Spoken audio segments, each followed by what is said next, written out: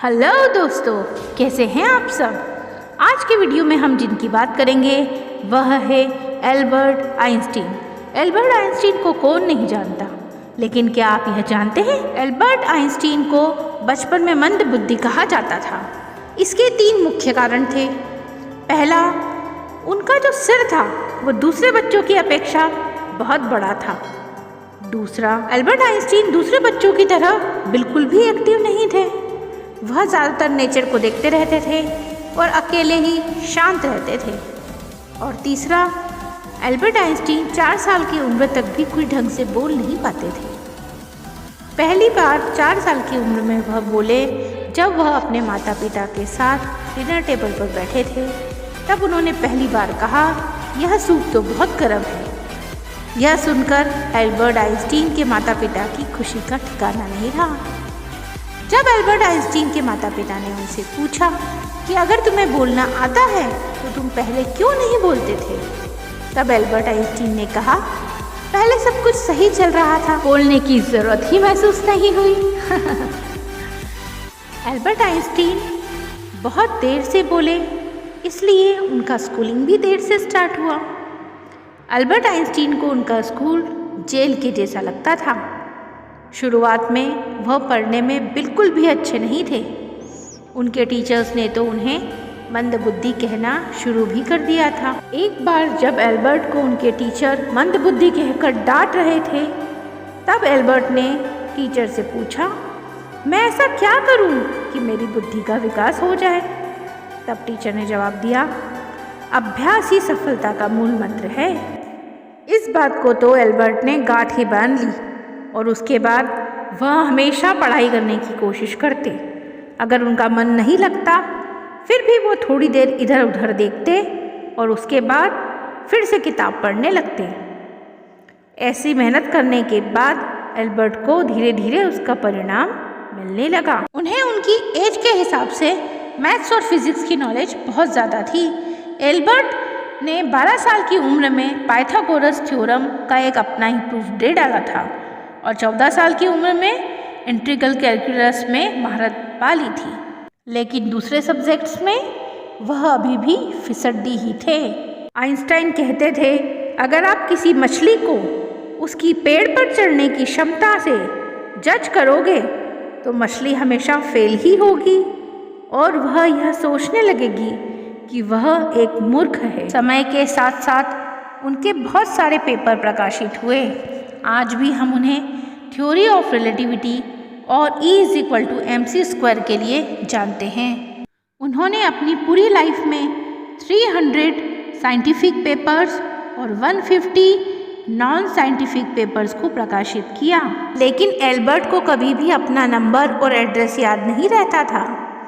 एक बार एल्बर्ट के साथ काम करने वाले किसी व्यक्ति ने एल्बर्ट से उनका नंबर मांगा, तो एल्बर्ट ने पास पड़ी हुई डायरेक्टरी उठाई और उसमें अपना नंबर देखने लगे। तब उस व्यक्ति ने एल्बर्ट से कहा, क्या तुम्हें अपना नंबर भी याद नहीं है? तब एल्बर्ट बोले कि जो चीज़ किसी किताब में देखने से मिल सकती है मैं उसे याद क्यों रखूं? है ना मज़ेदार बात। एक बार एल्बर्ट अपने ही टाउन में टैक्सी से बैठकर अपने घर जा रहे थे और उन्हें अपने घर का एड्रेस याद ही नहीं आ रहा था। तब वह टैक्सी वाले से बोले, क्या तुम्हें एल्बर्ट आइंस्टीन का घर पता है? तब टैक्सी वाला बोला, इस टाउन में कौन है जो उनका घर नहीं जानता?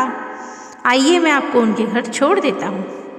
थोड़ी दूर चलने के बाद एल्बर्ट ने उन्हें बताया कि मैं ही एल्बर्ट आइंस्टीन हूँ, लेकिन अब अपने घर का एड्रेस भूल चुका हूँ। एक और बड़ा मज़ेदार किस्सा है। एक बार एल्बर्ट ट्रेन से कहीं जा रहे थे और टीटी ने जब उनसे आकर टिकट के बारे में पूछा तो वह अपना टिकट ढूंढने लगे। वो अपनी जेब टटोल रहे थे, अपना बैग खोलकर टिकट देख रहे थे, लेकिन उन्हें उनका टिकट नहीं मिल रहा था। टीटी ने कहा, कोई बात नहीं, मैं आपको जानता हूँ और मैं यह भी जानता हूँ कि आपने टिकट ज़रूर लिया होगा, इसलिए आप टिकट मत ढूंढिए। तब एल्बर्ट बोले, अगर टिकट नहीं मिला तो बिना टिकट के मुझे यह कैसे पता चलेगा कि मैं कहाँ जा रहा था। 1921 में एल्बर्ट आइंस्टीन को नोबेल प्राइज़ दिया गया। 1952 में आइंस्टाइन के पास इज़राइल का राष्ट्रपति बनने का ऑफ़र भी आया, पर आइंस्टाइन ने यह कहते हुए मना कर दिया कि वह राजनीति के लिए नहीं बने हैं। कुछ टाइम के बाद आइंस्टाइन जर्मनी छोड़कर अमेरिका चले गए। जब वह अमेरिका के प्रिंसटन कॉलेज में थे, तब उस कॉलेज के एक आदमी ने उनसे कहा कि आप अपनी रिसर्च के लिए जो भी चीज़ें चाहिए उसकी एक लिस्ट बनाकर मुझे दे दीजिए, ताकि मैं आपके लिए उसे प्रोवाइड करवा सकूं। तब आइंस्टाइन ने कहा, मुझे केवल एक बोर्ड चाहिए, कुछ चाक चाहिए और हाँ, कागज और पेन। आइंस्टाइन बोले, मेरा दिमाग ही मेरी प्रयोगशाला है। जी हाँ दोस्तों, आइंस्टाइन बड़े बड़े प्रयोग अपने दिमाग में ही कर लिया करते थे और उनके जो नतीजे आते थे वह प्रयोग से किए गए नतीजों से बहुत ज़्यादा सटीक होते थे। आइंस्टाइन की टेबल के पास हमेशा एक बड़ी सी टोकरी रखी होती थी जो हमेशा कागज़ों से भरी होती थी। आइंस्टाइन कुछ लिखते, उन्हें अगर वह समझ नहीं आता तो वह उसे उस टोकरी में फेंक देते। एल्बर्ट हमेशा यह कहते थे, अगर किसी इंसान ने गलती नहीं की, इसका यह मतलब है कि उसने कभी काम करने की कोशिश ही नहीं की। एक बार आइंस्टाइन की पत्नी से किसी ने पूछा, आइंस्टाइन इतने वैज्ञानिक प्रयोग करते हैं, क्या आपको वह समझ आते हैं? तब आइंस्टाइन की वाइफ ने कहा, मुझे वह प्रयोग तो बिल्कुल समझ में नहीं आते, लेकिन मुझे आइंस्टाइन समझ में आते हैं और मुझे उन पर पूरा विश्वास है। यह आइंस्टाइन का एक बहुत मशहूर फोटोग्राफ है। यह उनके 72nd बर्थडे पर खींचा गया था। जब एक फोटोग्राफर ने उन्हें मुस्कुराने के लिए कहा तो एल्बर्ट ने इस तरह ज़बान निकालकर फोटोग्राफ क्लिक करवाई, क्योंकि वह बहुत सारे फोटोग्राफर्स के लिए पहले ही मुस्कुरा चुके थे।